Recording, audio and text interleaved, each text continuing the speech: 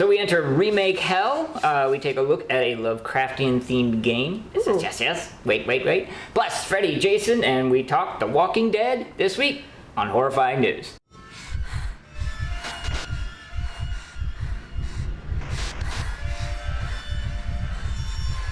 Well, as most people already know, we do cover pretty much everything Lovecraft related out there, regardless of what it entails. How remote. So one of the most interesting things going on is there's a new Lovecraft-inspired video game. Yes. And I'm pretty selective. I don't really play video games. I have played a good few over the years, depending on what they are. Right. Pretty much all the Lovecraft-inspired ones, actually. Kind of makes sense. Yeah. Anyway, this one is called Conarium. It's based off kind of at the Mountains of Madness, taking place right after the story. Yes. And it's going to be available the first quarter on Steam for PC of 2017. Should be on the like consoles later this year. I thought it kind of looked like BioShock.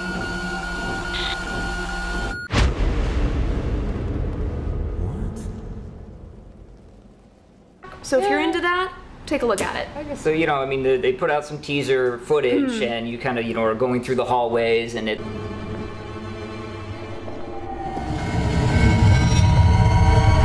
that those at least do have definitely a Lovecraftian feel to them. Yeah, no, it looks like so it doesn't. They don't just claim it; they back it up. Well, to prove news is all over the place this week, we switched from video games that we barely covered to books, which we also barely covered. But this one really stands out. Dustin McNeil has written a new book called Slash of the Titans, which is a nice play on the Clash of the Titans title. And basically, that's what it's a play on? That is what it is a play on. Yes. I never would have got that. There you go. And it covers the 10 years of developmental hell that the Freddy vs. Jason movie went through. Now, to be clear, this isn't about Freddy vs. Jason, the movie. It's about what went on, what led up to the backstage politics and backstabbing and dealing and wheeling and spinning. What it was going to be, but then wasn't. Yeah. Featuring new interviews with the original writers, developers, and executives, including the Titans themselves, Robert Englund and Ken Kersinger. Everything that it took to get from, hey, let's make a Freddy vs. Jason movie, 10 years later to, hey, we're gonna spit it up on the screen and hope for the best. Little known fact about me, or maybe it's well known, I don't know. I think it's little known. I love podcasts. Oh, okay. That was the other one, but go ahead. No, we're saving that for later. I love podcasts, and I'm really into listening to podcasts, especially on my commute. And Shudder, the horror streaming service, came out with their own podcast called Darkest Night. And I decided to listen to it one day. I hear what you're saying. I almost crashed my car. It was so scary. Absolutely terrifying.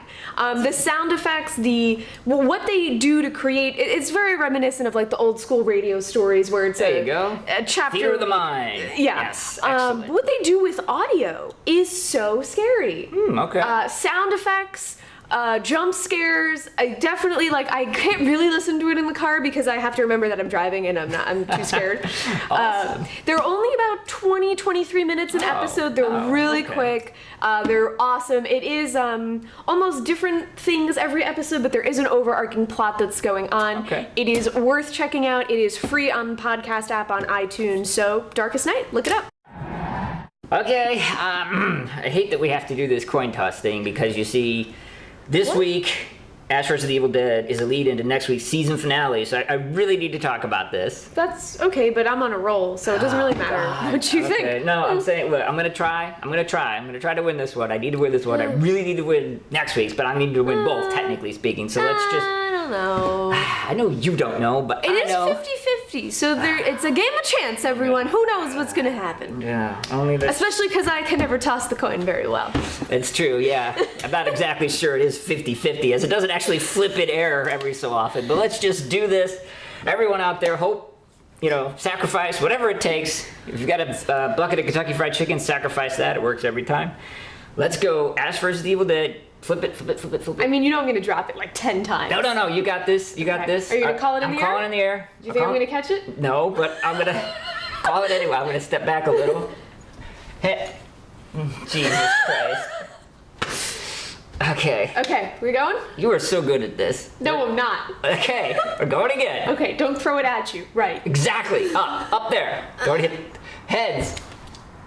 And it Of course it's Tails. Of course it is. I told you I was on a roll. I know these things. I'm in tune with the universe. Oh, this will help. All right, go ahead. Okay, so obviously I did talk about it last week, and there's only been one episode. However, the amount of things that happened on that one episode, Jesus Christ. So anyway, I think I need to say what everyone's thinking, because we all know it. I know it. I saw that episode. John Stamos. I need to have sex with John Stamos. Like, please. Why does Chanel get to have sex with John Stamos? She just lays there. And I mean, I get it, pretty girl thing. You just lay there. It's okay. We've all been there before, but like, why would you not be enthusiastic about having sex with John Stamos? Have you looked at him? I've actually met him before. He's just as perfect in real life. Like, that's amazing. And then, Wes is back. I really didn't expect that. I didn't expect that so much I had to stare at him and be like, wait, I can't believe he's back. And that scene where they took the hairball on, that was disgusting. I was really happy I wasn't eating during that because I would have thrown up. Gross. Anyway, so he gets back with Kathy and like, I get it. You know what? I'm older than Chanel, so I don't know, like, I'm not like an older woman, but like, I totally get it. Older women have more experience. I get that like whole cougar shit thing. I'm ready to get there myself. Anyway, and then I think the biggest thing that happened is Zayday and Chamberlain. I can't. What? So Wes is just fucking crazy. Why would you murder Chamberlain? He's so nice, and he clearly wasn't the Green Meanie because he was too nice. So, and then Zayday gets poisoned. Well, not really a poison. She gets like drugged and dosed, and and then captured in that really long tunnel. And like he's not even fucking listening to anything. He's just being a douchebag. So anyway, so many things happened that were like giant, and I can't believe Wes just fucking stabbed him. Oh my god. And then, so I'm guessing because of all these things happening, they're gearing up for the next 2 episodes and like really getting the plot. Wait a minute. There's 2 more episodes? I said at the opening that we will be entering Remake Hell. We have arrived. We have not 1, not 2, but 3 disastrous remakes to talk about, starting up with a very, very odd one in my opinion. Yeah. It has been announced that they are remaking Housebound. Look for our Buried in Hell film series on that one. It's going to be done by the guy who wrote Eloise, which we just did the trailer reaction to. And this is basically the ultimate why for me. I mean, my God, like every argument that people throw up at me for why something should be remade completely fall apart in this one. This is from New Zealand. I don't know if you guys know this, but in New Zealand they speak English. And like, not Cockney English, No. so you can't throw that up in our face. It's just English. It's perfectly like watered understandable. down Australian. Like, it's not Basically. even thick Australian. No, not at all. And not only that, on top of that, but what the Americans are quite adept at doing in ruining remakes from foreign sources is they water them down. Yeah. You know, they take something that's great and they water it down for the little mom and pops at home. Housebound doesn't have anything to water down. I mean, No, it it's really a great doesn't. movie. We loved it to death, but it's not offensive, controversial, that deals with any kind of subject matter No. it's like, so all you're gonna do is just strip it of its heart and soul. It's not gonna be funny. Yeah, and I mean, I'm generally into remakes, but Yeah, first you of are. all, it's not an old movie, so Nope. I don't get that. It's in English, so Yeah. I don't get that. And like, Oh. the sense of humor they have over there is clearly different, and I don't think the American one is going to be quite as quick-witted. Okay, hold on. You're on my side. Ish. No. I'm You like, realize this is being recorded. I dipped my toe in the pool. No. You okay? You may I not don't have, know. You may not have dove in, but you're in the pool. You're in the pool, ladies and gentlemen. Yeah. She's in the pool. I told you. I'd work on her. I'm gonna But like, educate if her. it's from the She's gonna learn. 70s, I would get why they would be remaking a 70s Australian I won't. movie. I don't. I but just, okay. I don't know, but like, I don't know. I'm curious Go what ahead. they're gonna do with it. Speak it. Watch the original. Watch Both. Say it with me. No, watch both. God, I no. think it's worth watching both. Okay. Speaking We of. liked Eloise, so maybe this director will do a good job. Okay. Speaking of not watching both, number 2 on our hit list of hell, the smash hit Korean zombie film Train to Busan is also being destroyed by the Americans. I think it's just getting remade. That's the same thing. Oh. See, this one I'm a little bit more like, okay, subtitled movies are admittedly not my favorite thing, so I kind of get this one. Asian films are a little weird. I kind of like the American versions better. Oh, God. I don't do the Asian. It's gross. I saw Audition. I'm scarred. I don't know. Audition was so good. As you can see, the education is not complete. I'm still working on it, folks. I am. She's not quite there yet. No.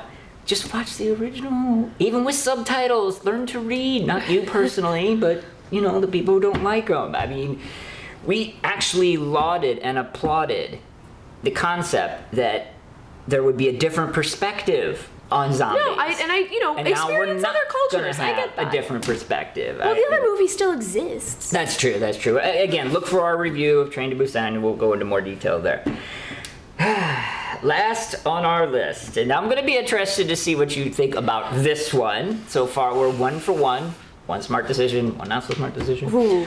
So here it is. They are going to completely bastardize, I guess. I don't know. This is a tough one for me, even. Little Shop of Horrors. Leave it alone. Oh. Just leave it in the 80s. Wait a minute. Hello? The clouds are parting. The sunbeam has come through. So you are against this? I am against it, 100%. And do you have some concrete reasons why? Well, Little Shop of Horrors was, I guess, my first favorite movie that I ever had when I was younger. I would come home from school every day and watch it, and I'd watch the director's commentary, and this was kind of before, like, over and over, and the outtakes, and I would research as much as I could about this movie. There wasn't, like, I don't even know if Google was around. Like, this was a while ago. Obsessed with this movie. Obsessed. Hot water. And it's just so perfect. True. And it's campy and it's ridiculous.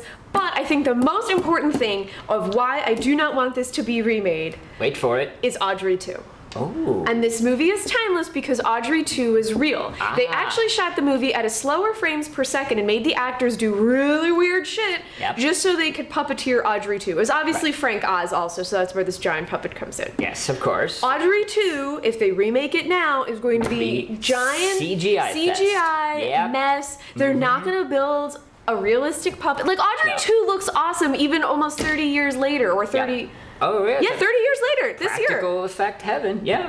No, it's going to be CGI. It's going to be, like, probably vicious and menacing. It's just I think they're going to get the campy humor wrong, because we're not good at campy nowadays. No. And you know what? The musical incarnations are still good. I saw the one on Broadway in the early 2000s. Like, that was still good. I think it translates well onto the stage.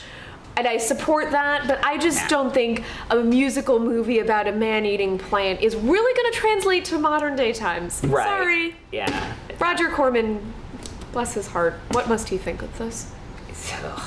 Same thing I am. So Rob Zombie did an interview for the premiere of 31 on Shudder, and see our review of 31. He was asked kind of like what, film maybe he didn't do that he was supposed to do, and he actually came up with a list. Quite an interesting list. Very interesting list. The sequel to The Crow, Tyrannosaurus Rex, Broad Street Bullies, The Blob. He mentioned The Crow 2037, Tyrannosaurus Rex, Broad Street Bullies, and even a remake of The Blob. Cool. Not cool. I'm happy. I applaud you, Rob, for not doing any of those. What? At all. Why? I'm sorry. As much as I love Rob, he has, and we've mentioned this before, a distinct style, a distinct, wheel well that he operates well in. He himself has said Lords of Salem was not his thing, and I don't think any of those fit his thing very well. Even The Blob, because whereas that's considered traditional horror, it's more on the campy side of horror, and Rob is not campy in the least bit. And Crow, I don't know. I think I'm with The Crow until it made that left-hand turn into 2037. Exactly. I wasn't sure about that. Exactly. Yeah. So this is why. And then a hockey movie. I think he's really into that, though. That's great. I'm sure everyone has a diverse, interest levels, but you really need to kind of go, okay, should I just go completely off base here? And if he turned hockey into horror, maybe we could go that route. But outside of that... to be fair, I guess that's been done already. Yeah, well, all right. To be fair. Well, as a follow-up to last week's news, actor Chandler Riggs, Coral, The Walking Dead, has kind of gone out and tried to clarify or furtherly confuse people by saying that he is going to attempt, and he desires to balance his words, his going to Auburn and his shooting The Walking Dead. No real details or specifics on how he's going to achieve that balance, but he has expressed his intent to do so without actually committing to nothing set in stone. Whether he's going to need to do that balance. I mean, to be fair, it does sound like he will be on through season 8. Sounds like Nothing will be confirmed. He hasn't said anything. So, I mean, Carl seems to be bad at the long run game. That he does. But maybe Chandler Riggs is just trolling all of us and he is going to die. Who knows? That would be so great. Please die.